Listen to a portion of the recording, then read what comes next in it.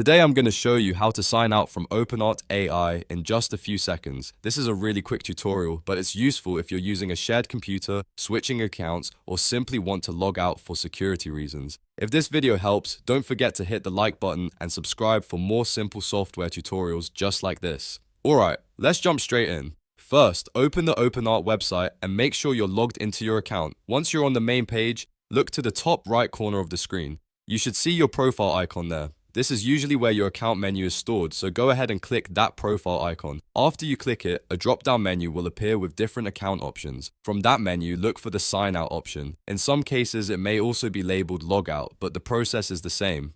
Click sign out and OpenArt will log you out of your account right away. Once you're signed out, you'll usually be taken back to the login page or the home page, depending on your browser and session settings. That's all there is to it.